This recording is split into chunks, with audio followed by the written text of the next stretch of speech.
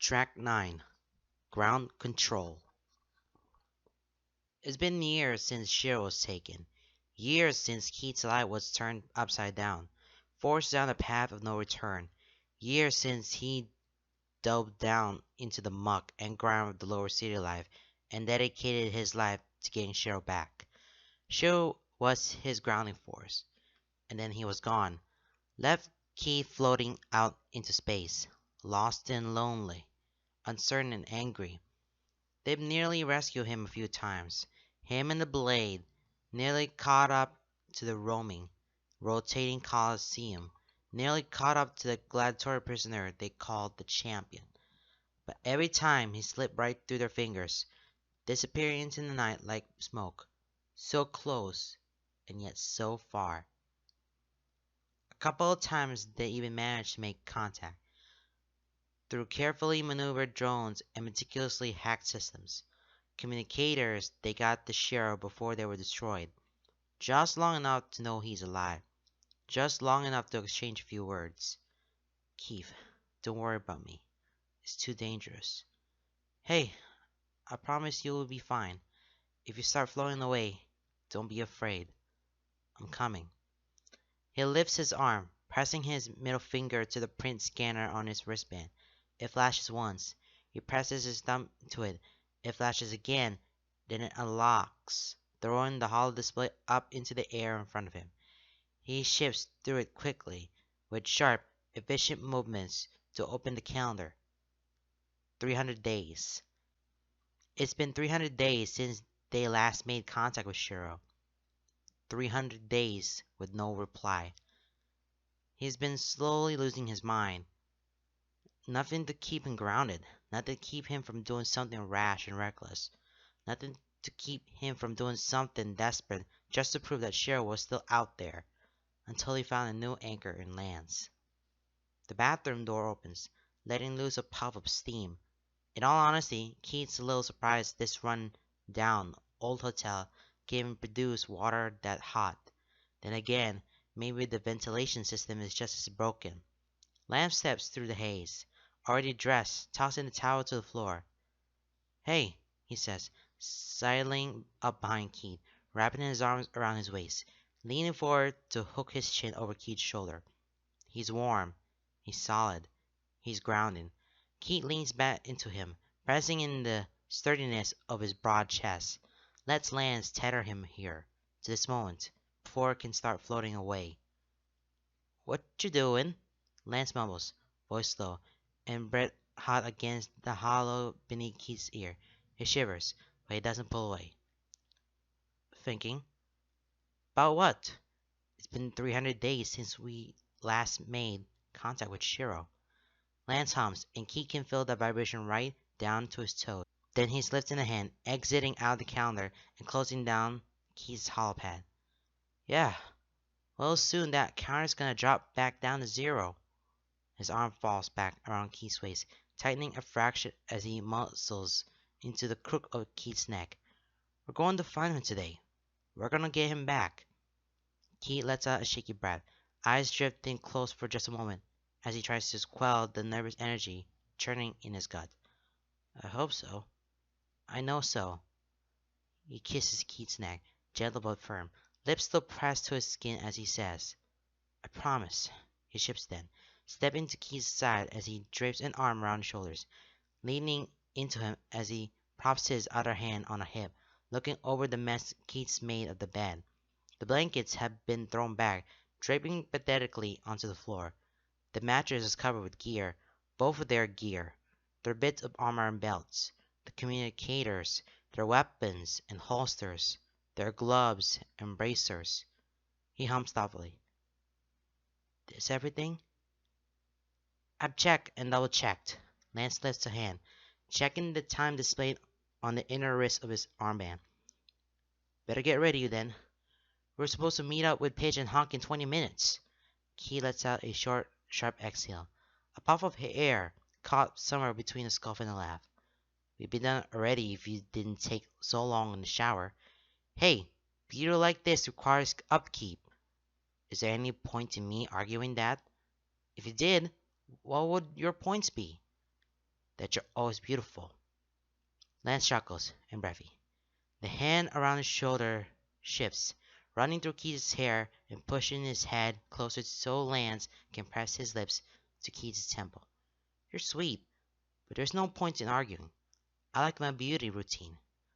What's the point of showering right before a fight? Lance hums, fingers still idly playing with his hair, blunt nails scratching on his scalp. It's grounding, wakes me up, gets me in the zone, makes me feel ready to kick some ass. Kinda like how do you like? A million push-ups and sit-ups before a fight. You're probably gonna make yourself sore before you even get there, but you do it anyway. It gets me focused. Keith mumbled. His core and his arms are still burning. A distant, pleasant ache makes him hyper aware of his body, gets his blood pumping, gets rid of some of the anxious energy that always builds up when he knows a big fight is coming. A big score, a big mission, takes the edge off the souring notes of the early adrenaline. Lance swings his hips, bumping into Keith's playfully. Exactly. His hand slides down Keith's shoulder, down his back and a curve of his side, squeezes his hip for a moment before letting go. All right, let's get ready before Hitch gets antsy and Hunk gets worried. They both like to be punctual to these kind of things. Keith reaches for his knee pads, strapping the thick leather to his leg with practiced movements. He feels the corner of his lips curl into a small smirk. They must hate working with you. Lance shrugs, his own smirk in place as he straps the gun holster to his thighs.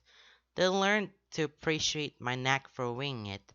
Comes in handy when a plan goes to ish, especially since a plan always goes to ish. Keith hands slow, tension in his shoulders as he fiddles with the buckle of his belt. It's a new one. Fits with all the small attachments for the knife Pitch got him. He runs his fingers over the small metal squares. He doesn't realize there's an ache in his jaw until he feels Lance's fingertips under his chin, forcing him to look up. Hey, he says, voice soft and eyes searching. There's a fondness in the tilt of his smile, but a shrewd understanding in the lines at the corner of his eyes. Stop grinding your teeth. Our plans always goes to ish. Always. And that's never stopped us from succeeding. Our plans are just guidelines, anyway. It'll be okay. Keith looks to him then, dark violet eyes clashing with blue.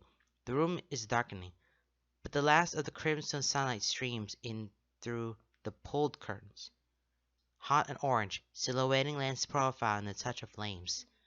In the dark chilled night, it's easy to hide, easy to put up a front and bury things he feels deep within his heart of hearts, easy to let the shadows cool his nerves and the neon lights fuel him like a driving force.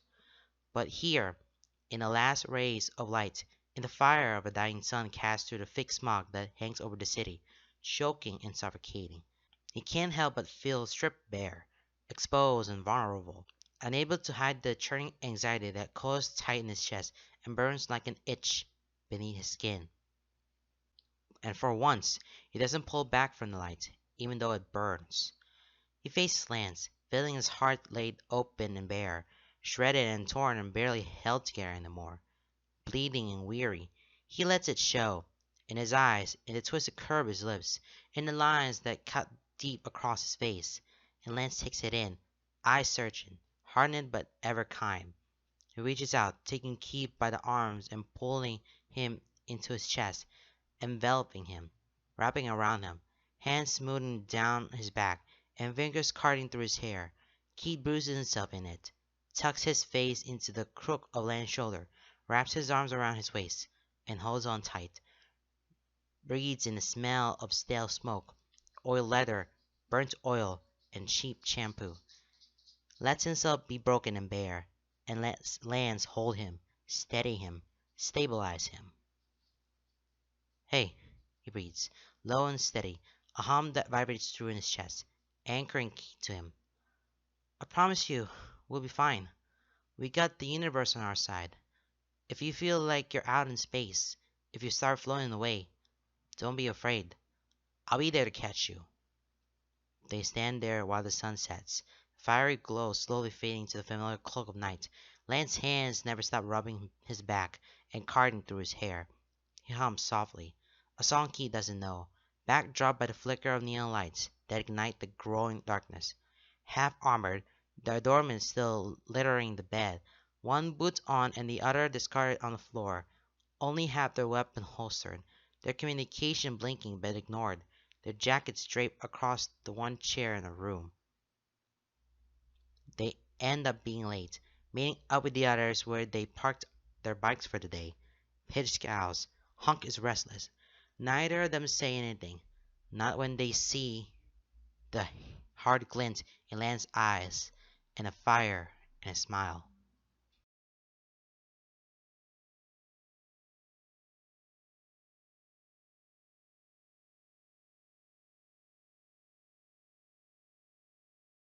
Have you tried it out yet? Pidge asks, nodding to the knife strapped to Keith's thigh. He glances down at it, meeting her sharp amber eyes before giving a quick shake of his head. No.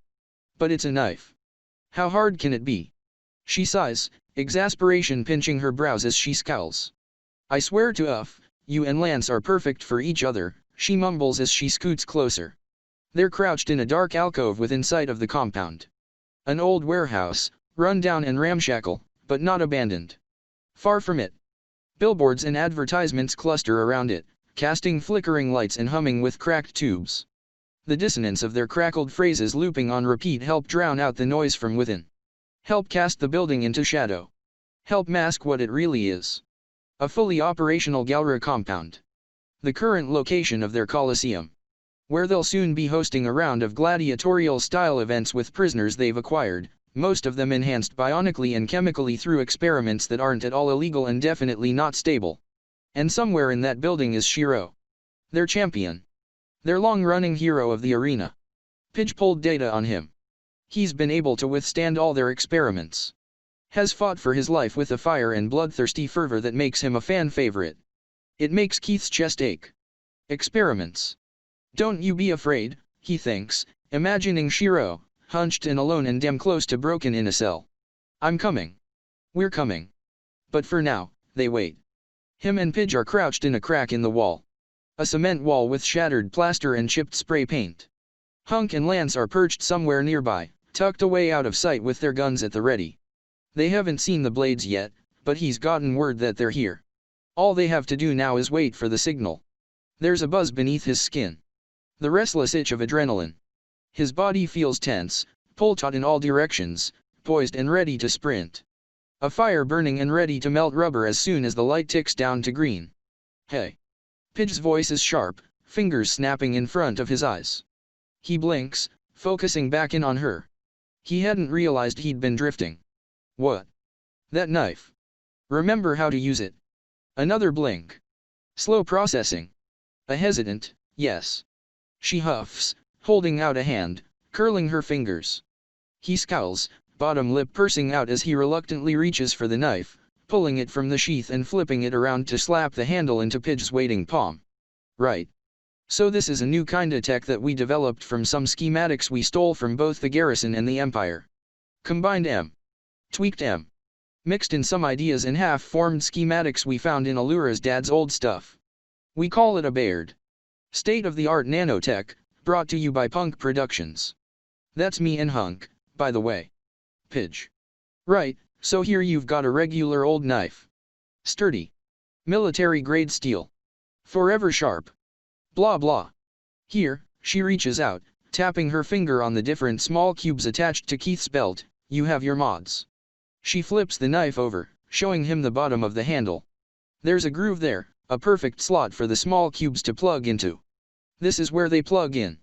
They're attached to your belt in a similar way. There's a little button on the side to get them to release with a good tug, or they'll release automatically when you do this. She slams the butt of the knife forward, jabbing it onto one of the cubes on Keith's belt with terrifying precision. It clicks into place instantly, fusing onto the bottom of the knife. She pulls it back, and the mod comes with it, easily releasing from his belt. The handle of the knife begins to glow, and she throws her hand out to the side. As she does, light crackles and sparks. A handle forms around her knuckles in an arch, creating a guard of crackling energy that darkness to look nearly solid. And, it might be solid. He's seen how Lance's guns work, and the technology is incredible. From the guard, A blade shoots out. Not made of translucent energy like his Luxite blade, but solid. Gleaming beautiful and menacing in the flickering neon lights that dare to touch their shadowed alcove. It's a long blade. Straight and sharp. Pointed at the tip. Whoa, he breathes, voice hushed and awed as he stares at it with wide eyes. Yeah, Pidge says, lips curled into a smug grin. I thought you'd like this one. Keith takes it from her, fingers curling around the handle and grip tightening, enjoying the way it fits snugly against the leather of his gloves. He rotates his arm and wrist, testing out the weight of it as he takes a few experimental swings. It feels good. Feels right. Feels like an extension of his arm. The others are pretty cool, too. There's a thin, high-pitched ringing. A solid note. 3 seconds long. Emitting from the communicators they have fit snugly in one ear. Pidge winces, but Keith's head flies up. His heart slams into overdrive, adrenaline that had barely been held back finally surging past the floodgates and into his veins. Reacting instinctually to the familiar signal. His gaze snaps to Pidge's, meeting the fire in her eyes, mirroring the curl of her lips. There's an aura about her. Something small and fiery and dangerous. Something innately terrifying. Chaos embodied in one so small. He can see how she thrives in this world. Especially when she adjusts her glasses, neon lights catching on the lenses and gleaming bright, barely masking the hard-set eyes and emphasizing the mischievous grin. Guess there's no time to test them, though. And then they're off. Pushing from their small alcove of shadow. Feet digging into the cracked asphalt, crunching against loose rocks and gravel as they dart toward the building. He's ahead, but she's not far behind. Not because she's slow. Not because he's reckless. But because he's the spearhead, and she guards his back. She's the key, and he's the guard. Picking the lock on the side door takes too long, and Keith kicks it open in his impatience, flinching against the clatter of metal. But then Pidge is pushing past him, shoving a device into the first bit of security tech she can find, pulling up her hollow screen, fingers moving with quick precision. The alarm starts up. Sharp and blaring. Howling louder than the adverts outside. Ringing into the night. Red lights flashing throughout the compound. A siren. And then all goes quiet. All goes dark. He sees Pidge's grin in the light from her hollow screen, sharp and wicked. A moment of silence. Of feeling weightless. Body tense and stiff, buzzing with the restless energy barreling through him. A moment in the nothingness. A moment of stillness. Floating in space. Floating away. And then chaos erupts.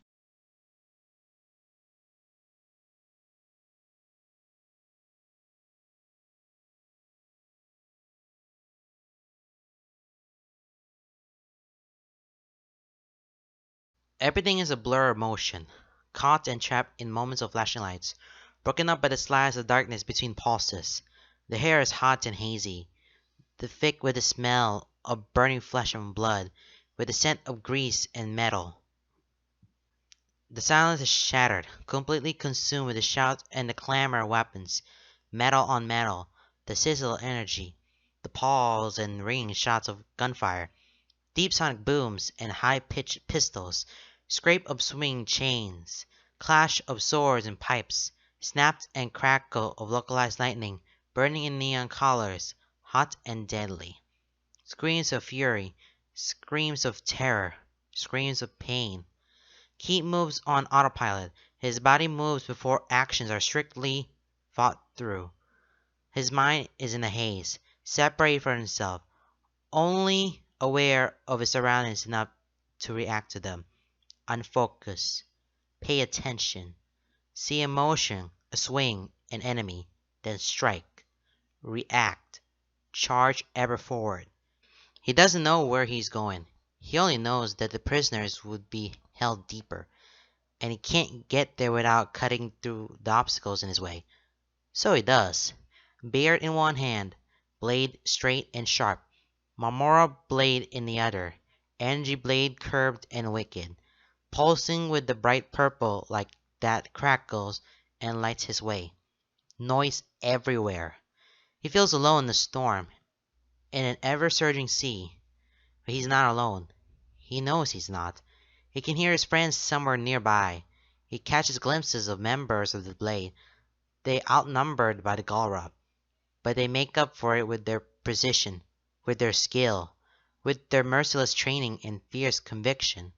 He can't focus on them, can only focus on what's directly ahead, on cutting through those he faces. Body acting, reacting, automatic. Block a blow, swing his sword. A body falls, and he moves forward, only to be blocked by another. Fighting with two weapons is new, but it feels oddly right. Feels good. Feels natural. But there's so much happening. Too much. The brawl is chaotic. It's never ending. Time falls into the haze, but he feels the ache in his body. Feels the blow after blow. Feels the bruises forming. He doesn't know how much longer he can keep up with this grueling pace, but he has to. He has to find Shiro. He has to keep going. All systems are critical. He can't find his way through.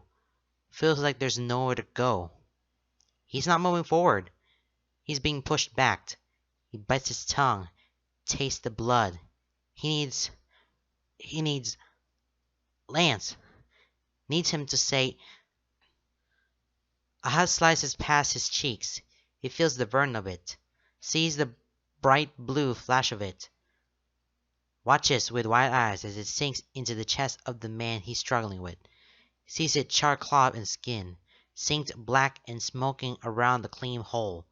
Sees the man freeze, eyes wide as the air rushes out of his lungs.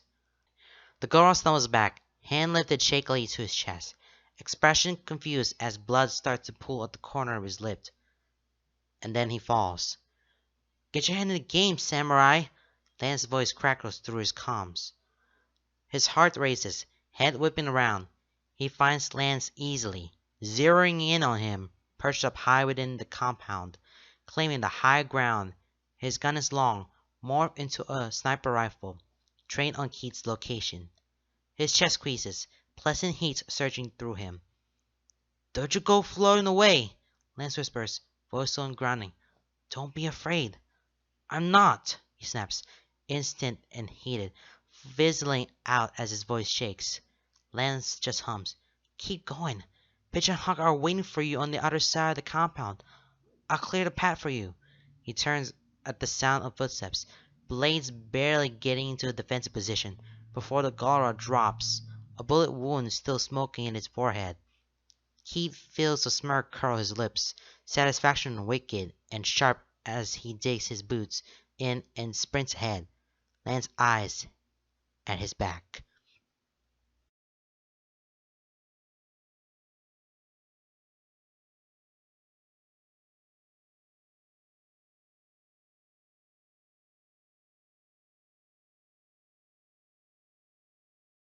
They charge through the twisting, winding corridors of the compound. It's a maze of a layout, larger than any of the other places he's scoped out in the past few months. They've left the loud clamor of the main fight behind, unsure of who's winning. They have to trust the Blades and the Paladin allies can take care of themselves. All they can do is run ahead. Complete the mission. The place is still enveloped in darkness, and without the flashing lights shining through the grime-covered windows of the main room, he pulls his goggles down haphazardly over his eyes to see in the shadowed halls. Pidge and Hunk follow at his heels, their boots pounding against metal and concrete. Lance is in their ear, guiding them forward with sharp, quick commands. Keith isn't sure how he's able to see where they are or how he can see the Galra coming, but he's beyond questioning it. Pidge mumbles something about a special scope on his sniper rifle. Keith isn't surprised. There's something about Lance's voice, confident and firm, commanding and demanding. Trusting that they'll follow him without hesitation. Unwavering in his orders. It does something to Keith. Twists up a heat deep inside his gut. Squeezes at his heart and flutters in his stomach. A familiar buzz of interest itching beneath his skin. But this isn't the time nor the place. It's interesting, though. He files that away for later. They come across several smaller pockets of Galra. Guards and small packs of grunts running through the hallways in the chaos. With the systems down, he's certain that none of them really know what's going on. but most are surging in one of two directions, toward the main fight and further back into the compound, toward the cages. That's where they're headed. Deeper into the belly of the beast. Deeper into the unknown. They have to find Shiro. Gotta make contact. Gotta make it out. With Pidge and Hunk at his back. Pidge wicked sharp with a crackling taser of a knife and a seamless whip. Hunk with the barrel of a gun and a scowl on his hardened features, and with Lance's voice in his ear, he's anchored. He knows he won't be getting lost. Not in this compound, and not in the fight. Not in his head. Not in space. He's not afraid of floating away.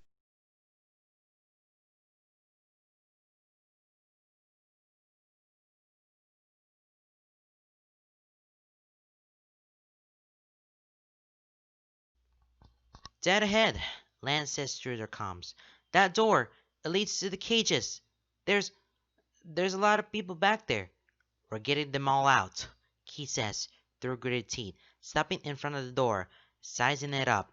His gaze drifts to the scanner at the side. Pidge! She surges past him, throwing her fist forward. Her blade is curled around her hand, creating a sharp V-like knife of a knuckle duster. She punches right through the scanner, sparks of energy crackling and electricity popping. Keats lets out a sharp curse, flinching away as it sparks and flashes. But then the door in front of him opens. He looks to Pidge, one eyebrow raised. She pulls her fist back, lips curl into a mischievous smirk as she shrugs. It's faster. You guys go ahead. They turn to Hunk, who's staying back in the hall. He has a new attachment hook into his bear and shoots several metal pods at different points along the walls. They stick, metal claws sinking into the concrete as they then expand. Turrets, humming with energy that starts building inside them with a hum, aim down the hall. He hefts his big gun with both hands, planting his feet in the center of the courtyard. He looks over his shoulder, grin wide and eyes glinting dangerously. I'll keep this way covered. Get everyone out. I'll clear the path. You got it, Pidge says with a short salute before slipping through the open door. Keith hesitates a moment longer, meeting Hunk's gaze with a hardened look of his own. Be careful. Hunk nods, grin in place even as his voice is solemn. You too.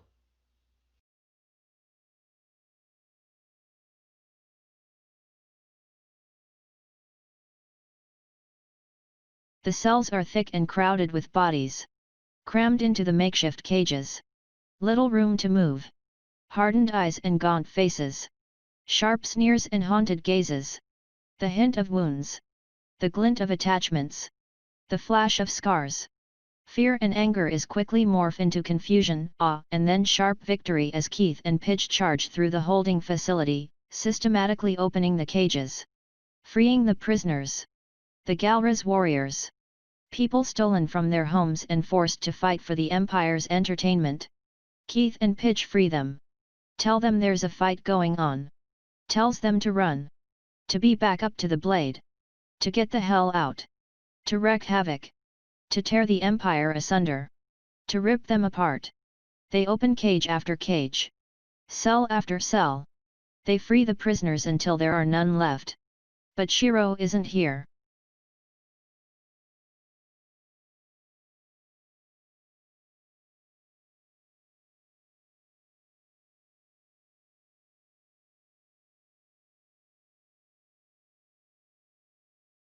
There are more rooms in the maze of a warehouse. Rooms at the back, filled with machinery and medical equipment, all looking sharp and ominous. They make Keith's stomach churn, makes his blood burn and boil, pulse ringing in his ears. Most of them are empty. Some are not. They take care of the few Galra who are around.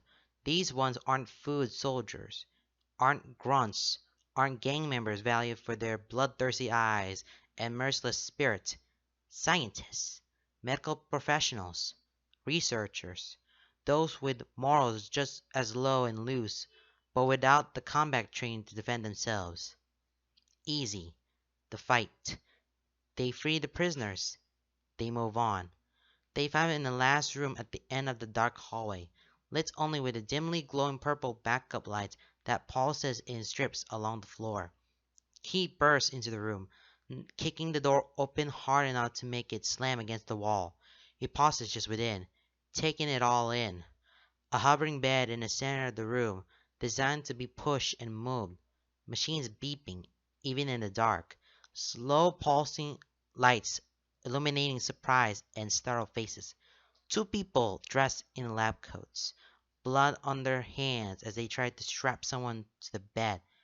Shiro! Even though his night vision lenses, Shiro looks different. A thick scar across his face, marring the bridge of his nose. The tuft of white hair. Scars adorning what he can see of his body, though most of it is hidden by a tight black bodysuit. His arm, his arm is gone, cut off just above the elbow. Looks so different, older, haunted, fiercer in the eyes and more savage in the way he thrashes. But he's still Shiro. Keith's entire body lurches, mind spinning. He's been imagining this moment for so long, dreaming of it, dreading it, waiting for it, searching for it. Now he's here. Shiro's here. He found him. He found him. He made contact. They have to make it out. The collar shift and Keith drops into a defensive stance. Fists up, eyes narrowed. It doesn't take much to take them out, to knock them out. They fall easily. They attempt to fight back, but they're uncoordinated and scared. He sees the way they flinch when the butt of his hilt whips across their faces, when his blades cut deep. He's not one for mercy. Not right now. Keith? Shiro's voice rips him back to reality, low and hoarse, crooked and broken, a ragged whisper of disbelief, of hope that dares not shine. Shiro, he breathes, rushing to where Pidge is cutting the straps that hold him down. He helps Shiro up, one arm wrapped behind his shoulders. Shiro leans into him heavily, breath ragged and chest heaving. I'm here, he whispers. I'm here. Shiro's eyes close, somehow relaxed even while tension still runs tight through him. You're here. This is real? Don't you be afraid, Keith says, helping him off the bed, slinging his one arm over his shoulders, bracing himself as Shiro stands and Keith takes most of his weight. I promise you will be fine. We got the universe on our side. He sees Shiro's small smile, pained as it is, feels his own curb in response, despite the ache in his chest. Hate to break up the reunion, Pidge says, hovering in the doorway, head peeking out into the hall. But we gotta go. She puts a finger to her earpiece. Hey, Lance, we got him. Shiro? Yeah. Thank frick. Lance's relief is palpable. Makes Keith almost smile. Makes his heart giddy. We got the Galra mostly pinned, but we think they've called for backup. We gotta get out here, so hurry up. Hunk and I will cover your escape. On it. Ready, Keith? He nods, steps weaving but strong as he shoulders Shiro's weight. He won't be afraid.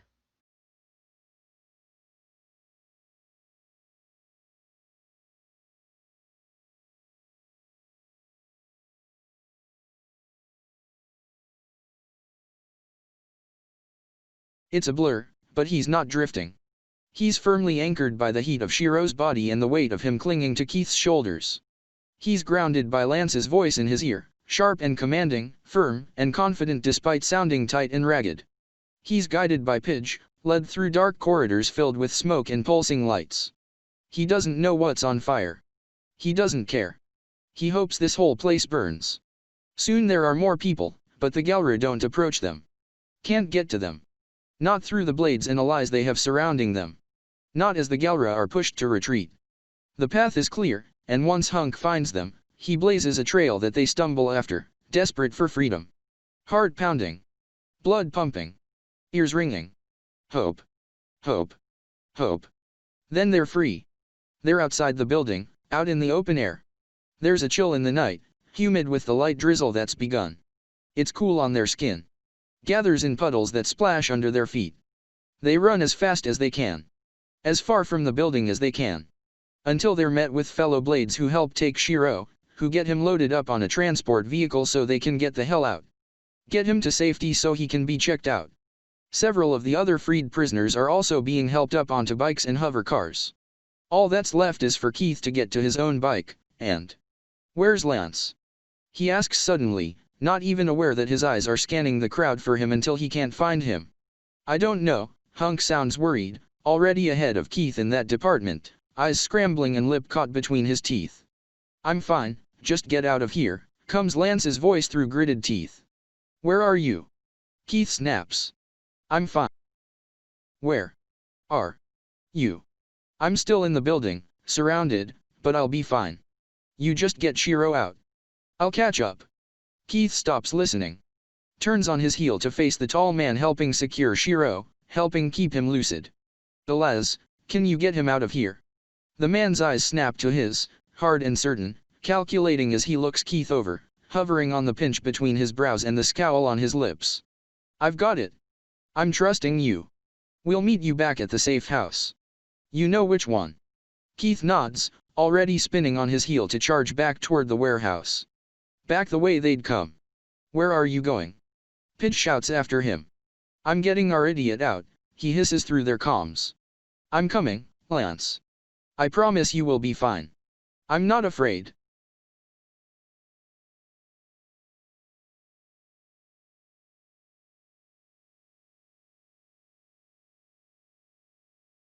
All systems are critical, but he finds his way back to Lance. Finds him pinned down, gunfire from all sides.